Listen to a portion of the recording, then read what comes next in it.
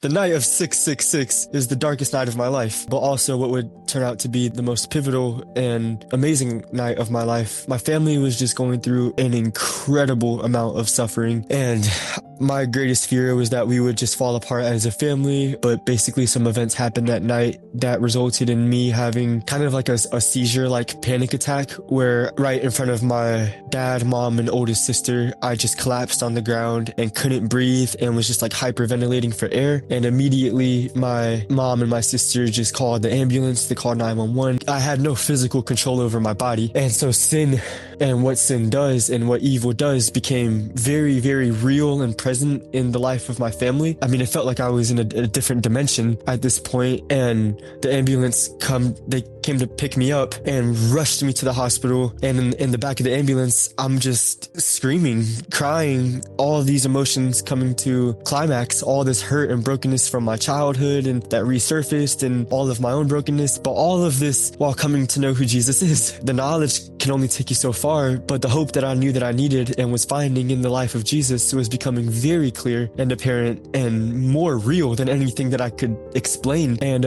I started screaming the name of Jesus, the top of my lungs, in this ambulance ride on the way to the hospital, not knowing what was happening to me. And my eyes were physically opened and I saw Jesus with me in the car. I just remember seeing this light with me in the ambulance and this presence with me in the ambulance, like visually and spiritually just with me. And what was the hardest and darkest moment of my life became the moment that God revealed his son to me, both physically and spiritually, by opening my eyes. And I mean, you can't make this stuff up. These are things that were outside of my own control. The rest of the night I was just in the hospital. My body was still in complete shock, so I was just crying and hyperventilating, still just kind of calming down. And I mean, I had no idea what just happened. Again, these are things that are beyond our human understanding that I had just witnessed and was in shock, both spiritually and physically and emotionally and mentally. I didn't really know what happened besides the fact that I was screaming Jesus' name, with this lady in the ambulance with me. She was there just looking at me. I don't know.